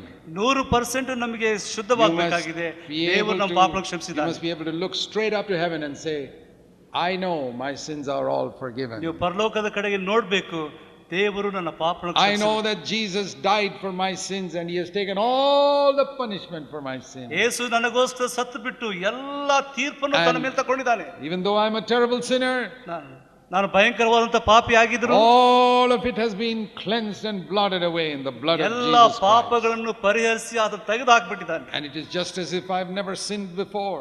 ನಾನು ಇನ್ನು ಮುಂದೆ ನನ್ನ ಜೀವನದಲ್ಲಿ ಇನ್ನು ಪಾಪ ಮಾಡದ ಹಾಗೆ ನಾನು ನೋಡ್ತಾ Now ಇದ್ದೇನೆ. you know the Bible says ದೇವರ ವಾಕ್ಯ ಈ ರೀತಿಯಾಗಿ ಹೇಳ್ತಾ ಇದೆ, we have forgiveness of sins through the blood of Jesus Christ. ನಾವು ನೋಡ್ತೇವೆ ಕರ್ತನ ರಕ್ತದ ಮೂಲಕ ನಮಗೆ ಪಾಪ Here ಕ್ಷಮಾಪಣೆ it ಇದೆ. says in 1 John 1:7, the blood of Jesus cleanses us from all sin. ನಾವು ನೋಡ್ತೇವೆ ಯೇಸು ಕ್ರಿಸ್ತನ ರಕ್ತವು ಸಕಲ ಪಾಪವನ್ನು ನಿವಾರಣೆ ಮಾಡಿ ನಮ್ಮನ್ನು ಶುದ್ಧಿ ಮಾಡ್ತದೆ. You know the difference between cleansing and covering? ನಾವು ನೋಡ್ತೇವೆ ನಮ್ಮ ಶುದ್ಧೀಕರಿಸುವಂಥದ್ದು, ಮುಚ್ಚುವಂಥದ್ದು. In the Old Testament, sin was not cleansed. ಹಳೆ ಒಡಂಬಡಿಕೆಯಲ್ಲಿ ಪಾಪವು ಶುದ್ಧೀಕರಿಸಲ್ಪಡಲಿಲ್ಲ. It was covered. ಅದು ಮುಚ್ಚಲ್ಪಟ್ಟಿತ್ತು. You know, it's like if I take all your sins and put it under the sheet here, it's covered. ಇಲ್ಲಿ ಒಂದು ಬಟ್ಟೆ ತಗೊಂಡ್ಬಿಟ್ಟು ಒಳಗೆ ಹಾಕ್ಬಿಟ್ಟು ನಾನು ಮುಚ್ಚುವಂತದ್ದಾಗಿದೆ. Yeah, it's all covered, nobody can see it. ಇದು ಮುಚ್ಚಿಬಿಟ್ಟಿದೆ, ಯಾರು ನೋಡ್ತಾ ಇಲ್ಲ ಈಗ. But you're always afraid whether somebody will pull up the sheet sometime. ಯಾವಾಗ ನೀವು ಭಯ ಪಡ್ತೀರಿ ಯಾರು ಎತ್ತು ಬಿಡ್ತಾರೆ ಎಂಬುದಾಗಿ. That's how it was in the Old Testament. ಹಳೆ ಒಡಂಬಡಿಕೆಯಲ್ಲಿ ಆ ರೀತಿಯಾಗಿತ್ತು. Okay, ಪರವಾಗಿಲ್ಲ. God says you sinned, just bring a bull or a goat or something, we'll cover it all up. ನೀವು ಒಂದ್ ವೇಳೆ ಪಾಪ ಮಾಡಿದ್ರೆ ಯಾವೊಂದು ಕುರಿಯನ್ನಾಗ್ಲಿ ಅಥವಾ ದನವನ್ನ ತಕೊಂಡು ಬಂದ್ಬೇಕಾಗಿತ್ತು. But the Bible says every year they were reminded. ಆದ್ರೆ ದೇವರ ವಾಕ್ಯದಲ್ಲಿ ಯಾವಾಗಲೂ ಆತ ತಿಳಿಪಡ್ತಾ ಇತ್ತು. But when Jesus died, ಆದ್ರೆ ಯೇಸು ಸ್ವಾಮಿ ಸಾಯುವಾಗ it's not covered. ಅದು ಮುಚ್ಚಲ್ಪಡಲಿಲ್ರಿ, Cleansed. ಅದು ಶುದ್ಧೀಕರಿಸಲ್ಪಡ್ತು. It's removed, it's gone, it's not under the sheet, it's nowhere, it's gone. ಅದು ಹೊರಟು ಹೋಗ್ಬಿಡ್ತು, ತಗಲ್ಪಡ್ತು. Cleansed in the blood of Jesus Christ. ಯೇಸು ಸ್ವಾಮಿ ರಕ್ತದ ಮೂಲಕ ನಾವು Not ಶುದ್ಧೀಕರಿಸಲ್ಪಡ್ತು. covered and hidden. ಅದು See, ಮುಚ್ಚಲ್ಪಟ್ಟಿಲ್ಲ. all your sins are written on a blackboard here. ಈ ಒಂದು block board ಮೇಲೆ ಬರೆಯಲ್ಪಟ್ಟಿಲ್ಲ, You put a sheet over it. ಅಲ್ಲಿ ಒಂದು ಮುಚ್ಚಿಬಿಟ್ಟಿದೆ. ಓದಿ Nobody can see it. ಯಾರು ನೋಡ್ತಾ ಇಲ್ಲ ಈಗ. It's only covered. ಅದು But ಮುಚ್ಚಲ್ಪಟ್ಟಿದೆ. if you take a wet ಒಂದು cloth and wipe it all out, ಹಸಿ ಬಟ್ಟೆ ತಗೊಂಡು ನೀವು ಒರೆಸ್ಬಿಡ್ತೀರಾ, then you're happy. ಅವಾಗ ನೀವು ಸಂತೋಷ ಪಡ್ತೀರಾ. Nobody can Oh, know you anything got it. about my past life now. ಈಗ ಹಳೆಯ ಜೀವಿತ ಯಾರು ಗೊತ್ತಿಲ್ಲ ಈಗ. Isn't that wonderful? ಎಂತ ಒಂದು ಒಳ್ಳೆ ವಿಷಯ ಅಲ್ಲ. Haven't you all done some terrible things which you don't want anybody to know about? ನಿಮ್ಮ ಜೀವನದಲ್ಲಿ ಭಯಂಕರ ಪಾಪಗಳು ಮಾಡಿದ್ದೀರಿ, ಅದು ಯಾರಿಗೆ ಗೊತ್ತಾಗಬಾರ್ದು. Even you young people have done some terrible things which you don't want your mommy and daddy to know about. ಕೆಲವು ಯವನಸ್ಥರು ಭಯಂಕರವಾದಂತ ಪಾಪಗಳು ನೀವು ಮಾಡಿರಿ, ನಿಮ್ಮ ತಂದೆ ತಾಯಿಗಳಿಗೆ ಗೊತ್ತಾಗಬಾರ್ದು.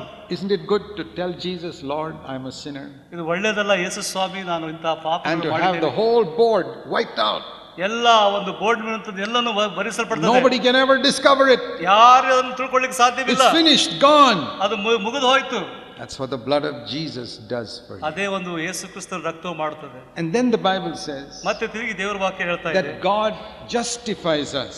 ದೇವರು ನಮ್ಮನ್ನು ನೀತೀಕರಿಸ್ತಾನೆ. You know what that means? ಅದರ ಅರ್ಥ ಏನು ಗೊತ್ತಾ? After cleansing us, ಅದು ನಮ್ಮ ಶುದ್ಧೀಕರಿಸ ಮಾಡಿದಾಗ He puts the righteousness of Christ over us.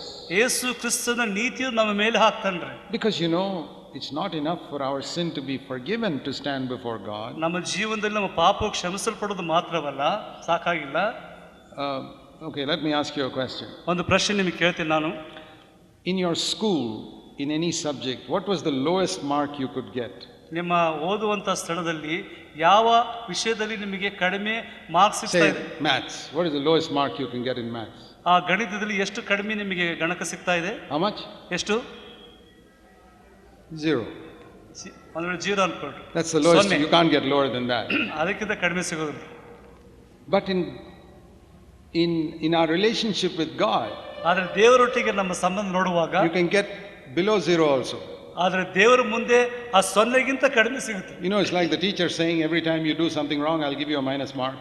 ನಾವು ನೋಡ್ತೀವಿ, ನೀವೇನು ತಪ್ಪು ಮಾಡುವಾಗ ನಿನಗೆ ಮೈನಸ್ ಮಾರ್ಕ್ ಕೊಡ್ತೇನೆ. So by the time your final exam comes, you get 0 in the paper, but you already got minus 100 for all the stupid things you did during the term. And your marks is minus 100. ನಿಮ್ಮ ಜೀವಿತದ ಒಂದು ವರ್ಷ ಕಾಲ ಎಲ್ಲ ಆಗಲೇ ಎಷ್ಟೋ ಮಾಡಿಬಿಟ್ಟು 0 ಆಗಿದೆ, ಈಗ -0 ಸ್ಟಾರ್ಟ್ ಆಗಿದೆ. minus 100. -100 ಆಗಿದೆ. So okay, this is where we start. ಈಗ ನಾವು ಇಲ್ಲಿ ಪ್ರಾರಂಭ. Just an example. ಒಂದು ಉದಾಹರಣೆ. Now, God's standard pass marks in pass marks in school and all is about 35%, 40%. ನಾವು ಓದುವಂತ ಸ್ಕೂಲ್ನಲ್ಲಿ 35-40% pass marks for God is 100%. ಆದರೆ ದೇವರ ಸ್ಥಳದಲ್ಲಿ 100% ಇದೆ. Now, how can a man who's got minus 100 get 100%? -100 ಸಿಕ್ಕಂತ ವ್ಯಕ್ತಿ ಈಗ ದೇವರ ಸ್ಥಳದಲ್ಲಿ 100% ಸಿಗಲಿಕ್ಕೆ ಸಾಧ್ಯ ಉಂಟು? That is impossible. ಅದು ಸಾಧ್ಯ ಇಲ್ಲ. So first of all, ಮೊದಲನೇದಾಗಿ God has to cleanse our sin. ಮೊದಲನೇದಾಗಿ ದೇವರು ನಮ್ಮನ್ನು ಅದರ ಪಾಪ ಪರಿಹಾರ ಮಾಡಬೇಕು. Then what happens? ಅವಾಗ ಏನಾಗ್ತದೆ? ಮತ್ತೆ we come from minus 100 to 0. ನಾವು -100 ಇಂದ ಈಗ 0ಗೆ ಬರ್ತೇವೆ. That's wonderful. ಅದು ಒಳ್ಳೆಯ ಸಂತೋಷ. minus 100 to 0 is great. ಭಯಂಕರವಾದ ಸಂತೋಷ ವಿಷಯ. ಆ ಮೈನಸ್ ಇಂದ ಈಗ 0 ಬಂದಿದೆ. But still I've got a long way to go to reach 100%. ಈಗ ನಾನು 0 ದಿಂದ 100% ಹೋಗೋದು ಬಹಳ ದೂರ ಇದೆ. So you ಇದೆ. know what God does? ಈಗ ದೇವರು ಏನು ಮಾಡ್ತಾನೆ ಗೊತ್ತಾ? He says, Jesus got 100%, so I'll give you those marks. ಆ ಯೇಸು ಸ್ವಾಮಿಗೆ 100% ಸಿಕ್ಬಿಡಿ, ನಿನಗೆ ಅದನ್ನು ಕೊಟ್ಬಿಡ್ತೀನಿ. This is wonderful. ಓ, ಎಂತ ಒಂದು ಶುಭ ಸಮಾಚಾರ. All of a sudden, I've come from -100 to 100%. ಈಗ -100% ವ್ಯಕ್ತಿ ಈಗ 100% ಪೂರ್ಣವಾಗಿ So ಬಂದ್ಬಿಟ್ಟಿದ್ದಾರೆ. you see the difference between being forgiven and being justified. ಈಗ ನಾವು ಕ್ಷಮಿಸಲ್ಪಡುವುದನ್ನ ನೋಡಿದೀವಿ, ಈಗ ನೀತಿ ಕೆಲಸ ನೋಡಿದ್ವಿ. Forgiven is -100 to 0. ಕ್ಷಮಿಸಲ್ಪಡುವಂಥದ್ದು -100 0 ಬರುವಂಥದ್ದು. Justified is 0 to +100. ನೀತಿ ಕಲಿಸ್ಕೊಳ್ಳೋದು 0 ಇಂದ And 100%. now I can stand before God ಈಗ ನಾನು ದೇವರ ಮುಂದೆ ನಿಂತ್ಕೊಳ್ಳಬಹುದು without any fear. ಯಾವ ಭಯ ಇಲ್ಲದೆ. And the angels ask me, how much did you get? ಈಗ ದೇವದೂತರು ಕೇಳ್ತಾರೆ, ನಿನಗೆ ಎಷ್ಟು ಸಿಕ್ತು? I say 100%. 100% ಸಿಕ್ತು ನನಗೀಗ. 100%? You must be a fantastic man. ಓ, ನಿನಗೆ 100% ಸಿಕ್ತ, ನೀನು ಬಹಳ ಒಳ್ಳೆ ವ್ಯಕ್ತಿ. Yeah, I am a fantastic man. ಖಂಡಿತ ನಾನು ಆ ರೀತಿಯಾಗಿದ್ದೇನೆ. You got the same marks as Jesus? ಯೇಸು ಸ್ವಾಮಿಗೆ ಸಿಕ್ಕಂತ ಮಾರ್ಕ್ ನಿನಗೆ ಸಿಗ್ತಾ ಇದೆಯಾ? Yeah, same marks. ಹೌದು, ಅದೇ ರೀತಿಯಾಗಿ Look ಅದೇ at my mark sheet, signed by God, 100%. ದೇವರಿಂದ ಈಗ ಸೈನ್ ಮಾಡಿದಂತ ಒಂದು ಪತ್ರಿಕೆ ಇದೆ, ಅದರಲ್ಲಿ. Do you believe that? ಇದು ನಂಬ್ತೀರಾ ನೀವು? I believe it. ಅದು ನಾನು ನಂಬ್ತಾ ಇದ್ದೇನೆ. Why do I believe it? ಯಾಕೆ ನಾನು ನಂಬ್ತಾ Because ಇದ್ದೇನೆ? I believe the Bible. ಯಾಕಂದ್ರೆ ದೇವರ ವಾಕ್ಯ ನಂಬ್ತಾ ಇದ್ದೇನೆ. That the righteousness of Christ has been put to my account. ಯೇಸು ಕ್ರಿಸ್ತನ ನೀತಿ ನನ್ನ ಒಂದು ಗಣಕಕ್ಕೆ ಹಾಕಲ್ಪಟ್ಟಿದೆ. The devil has blinded many people to this truth. ಈ ಒಂದು ಸತ್ಯಕ್ಕೆ ಸೈತಾನ ಕಣ್ಣನ್ನು ಕುರುಡು ಮಾಡಿದ. They're always feeling guilty. Can I stand before God? ಹೇಗೆ ನಾನು ದೇವರ ಮುಂದೆ ನಿಂತ್ಕೊಳ್ಬೇಕು? Is he angry with me? ಓ, ನನ್ನ ಮೇಲೆ ಸಿಟ್ಟುಕೊಂಡಿದ್ದಾನ? I am so weak. ಓ, ನಾನು I've done ಬಲಹೀನನಾಗಿದ್ದೇನೆ. so many terrible things in my past ನನ್ನ life. ಹಳೆ ಜೀವನ ಎಷ್ಟೋ ಕೆಟ್ಟ ಪಾಪಗಳನ್ನು ಮಾಡಿದ್ದೇನೆ. I better stay far away from O, God. ದೇವರಿಂದ ನಾನು ದೂರ ಇರ್ತೇವೆ. Let me ask you a question. ನಿಮಗೆ ಒಂದು ಪ್ರಶ್ನೆ ಕೇಳ್ತೀನಿ. Can Jesus stand before his Father Yesu Krista ತನ್ನ ತಂದೆ ಮುಂದೆ ನಿಂತ್ಕೊಳ್ಬಹುದಾ? with boldness and with a smile? ಆ ಒಂದು ನಗುತ್ತಾ, ಒಂದು ಧೈರ್ಯದಿಂದ? Yes or no? ಹೌದಾ, ಇಲ್ಲ? Yes. ಹೌದಾ, ಸರಿ. Can I stand before God with the same smile and with the same boldness? ಅದೇ ರೀತಿಯಾಗಿ ದೇವರ ಮುಂದೆ ನಗುತ್ತಾ ಧೈರ್ಯವಾಗಿ ನಿಂತ್ಕೊಳ್ಬಹುದಾ? Yes. ಹೌದು. How? ಹೇಗೆ? Because the righteousness of Christ has been put to my account. Yesu Krista ನೀತಿ ನನ್ನ ಒಂದು ಗಣಕದಲ್ಲಿ ಹಾಕಲ್ಪಟ್ಟಿದೆ. The devil has blinded your minds to this. ಆ ರೀತಿಯಾದಂತ ವಿಷಯವನ್ನು ಸೈತಾನ ನಮ್ಮ ಕಣ್ಣುಗಳನ್ನು ಕುರುಡು ಮಾಡಿದ್ದಾನೆ. Ask God to open your eyes today. ಈ ಸಮಯದಲ್ಲಿ ದೇವರ ಮುಂದೆ ನಮ್ಮ ಕಣ್ಣನ್ನು ತೆರೆಯುವುದಾಗಿ ಬೇಡಿಕೊಂಡ್ರೆ And you will be a bold Christian. ಆಗ ನೀವು ಒಬ್ಬ ಧೈರ್ಯವಾದಂತ You will come to God as a son and a daughter. ನೀನು ಒಂದು ಮಗನಾಗಿ ಮಗಳಾಗಿ And say, ಮುಂದೆ Lord, I'm your daughter, I'm your son, do this for me. ಕರ್ತನೇ, ನಾನು ನಿನ್ನ ಮಗಳು ನನಗೋಸ್ಕರ ಇದು ಮಾಡೆಂಬುದಾಗಿ. You know how my children can come to me more than all the children in the roadside can come? ಆ ರೋಡ್ಲಿಂದ ಮಕ್ಕಳಿಗಿಂತ ನನ್ನ ಮಕ್ಕಳು ಯಾವ ರೀತಿ ನನ್ನ ಹತ್ರ They ಬರ್ತಾರೆ? can come and ask me, Dad, give me a chocolate, give me this, give me that. ಯಾಕೆ ಅವ್ರು ನನ್ನ ಮುಂದೆ ಬಂದ್ಬಿಟ್ಟು, ತಂದೆ ನನಗೆ ಇದು ಕೊಡು, ಚಾಕ್ಲೇಟ್ ಕೊಡು, ಅದು ಕೊಡು, Those ಇದು children on ಕೊಡು. the roadside can't do that. ಆ ರೀತಿಯಾಗಿಂತ ರೋಡ್ಲಿಂದ ಮಕ್ಕಳನ್ನು ಕೇಳೋದಿಲ್ಲ. Like that with God also. ಅದೇ ರೀತಿಯಾಗಿ I can go to ದೇವರು God and say, God, I'm not a stranger, I'm your child. ಓ, ನಾನು ಒಂದು ಬೇರೆ ವ್ಯಕ್ತಿ ಅಲ್ಲ, ನಾನು ನಿನ್ನ ಮಗನು. I can ask you for certain things. ನಾನು ಕೆಲವು ವಿಷಯಗಳು ನಿನ್ನ ಮುಂದೆ ಬೇಡ್ಕೊಳ್ಬಹುದು. Boldness. ಧೈರ್ಯದಿಂದ. Boldness comes when we know we are forgiven and justified. ನಮಗೆ ಧೈರ್ಯ ಬರ್ತದೆ ಯಾವಾಗ ನಮ್ಮ ಪಾಪಗಳು ಶುದ್ಧೀಕರಿಸಲ್ಪಟ್ಟಿದೆ, ನಾವು Have you ನೀತೀಕರಿಸಲ್ಪಟ್ಟಿದೆ. understood that? ಈಗ ನಿಮ್ಗೆ ಅರ್ಥ ಆಯ್ತಾ? Forgiveness is -100 to 0. ನಾವು ನೋಡ್ತಾ ಇದ್ದೇವೆ ಕ್ಷಮಾಪಣೆ ಹೊಂದುವಂಥದ್ದು -0 ಇಂದ -100 ಇಂದ 0. And justified is 0 to 100 plus 100. ನಾವು ನೋಡ್ತೀವಿ -0 ಇಂದ ನಾವು 100% ಬರುವಂಥದ್ದು Now, ನೀತೀಕರಿಸೋದು. never forget that. ಅದು ಮರಿಬೇಡ್ರಿ. Or, since we all love money, I'll give you an illustration from money. ನಾವೆಲ್ಲರೂ ಹಣ ಪ್ರೀತಿ ಮಾಡ್ತೀವಿ, ಅದಕ್ಕಾಗಿ ಒಂದು ಉದಾಹರಣೆ ಕೊಡ್ತೇನೆ. I think that you'll remember better than marks. ಒಂದು ಗಣಕ್ಕಿಗಿಂತ ಇದನ್ನ ನೀವು ತಿಳ್ಕೊಳ್ಳಿಕ್ಕೆ ಸಾಧ್ಯ ಉಂಟು. Let's say when you're a sinner, ನಿಮ್ಮ ಜೀವನ ಅನ್ಕೊಳ್ರಿ, ಪಾಪಗಳು, you're in debt to about 100 crores. ಒಬ್ಬ ವ್ಯಕ್ತಿಗೆ ನೀವು 100 ಕೋಟಿಗಳು ಸಾಲವಾಗಿದ್ದೀರಾ. Now, many of you may know debt of 100 rupees or 200 rupees, but do you know how much 100 crores is? ನೀವು ಕೆಲವು ಜನ 100 ಅಥವಾ 200 ರೂಪಾಯಿ ಸಾಲಗಾರರಿದ್ರೆ, ಆದ್ರೆ 100 ಕೋಟಿ ಎಷ್ಟು ದೊಡ್ಡ ಅಮೌಂಟ್ ಅಲ್ಲ? 100 crores. 100 ಕೋಟಿ. Lord, my whole life I will not be able to clear this ನಾನು debt. ಇಡೀ ಜೀವಿತವೆಲ್ಲ ಇದು ನಾನು ಮುಟ್ಸ್ಲಿಕ್ಕೆ ಸಾಧ್ಯವಿಲ್ಲ. And God says, don't worry. ಓ, ದೇವರು ಹೇಳ್ತಾನೆ, ಪರವಾಗಿಲ್ಲ. Jesus goes and pays that 100 crores. ಯೇಸು ಸ್ವಾಮಿ ಹೋಗ್ಬಿಟ್ಟು ಆ 100 ಕೋಟಿನ ಕೊಟ್ಬಿಡ್ತಾನೆ. Receipt. ಅದಕ್ಕೊಂದು ರೆಸೀಟ್ ಇದೆ. Received 100 crores. ಓ, 100 ಕೋಟಿ ನಾನು ಪಡ್ಕೊಂಡಿದ್ದೇನೆ. I'm so happy now. ಈಗ ನಾನು ಬಹಳ ಸಂತೋಷವಾಗಿದ್ದೇನೆ. What is my bank account? ಈಗ ನನ್ನ ಬ್ಯಾಂಕ್ ನಲ್ಲಿ ಏನು ಇದೆ? 0. 0 ಇದೆ. How a man with 0 in his bank account can be so happy? ಆ ಒಂದು 0 ಇರುವಂತ ವ್ಯಕ್ತಿ ತನ್ನ ಜೀವನದಲ್ಲಿ ಎಷ್ಟು ಸಂತೋಷವಾಗಿ ಸಾಧ್ಯ? Have you ever seen a man with 0 in his bank account who is so happy? ಆ ಬ್ಯಾಂಕ್ ಅಕೌಂಟ್ ನಲ್ಲಿ ಆತನಿಗೆ 0 ಅಕೌಂಟ್ ಇರುವಾಗ ಆತ ಸಂತೋಷವಾಗಿದ್ದಾನೆ. Why is he happy? ಯಾಕೆ Because he ಸಂತೋಷವಾಗಿದ್ದಾನೆ? had 100 crores debt and that is all forgiven. ಈಗ ಆತನಿಗಿರುವಂತ 100% 100 ಕೋಟಿ ಇರುವಂತಹ ಹಣ ಕ್ಷಮಿಸಲ್ಪಟ್ಟಿದೆ. That is forgiveness. ಅದು ಕ್ಷಮಾಪಣೆ. Now, do you know what being justified is? ಈಗ ನಾವು ನೀತೀಕರಿಸೋದು ಏನು ಗೊತ್ತಾ? God says, just out of love for you, I'd like to put 100 crores extra in your account also. ಈಗ ನೀತೀಕರಿಸ ನಿನ್ನ ಹೆಸರಿನಲ್ಲಿ ಬ್ಯಾಂಕ್ನಲ್ಲಿ 100 ಕೋಟಿಯನ್ನು ಹಾಕ್ತೇನೆ.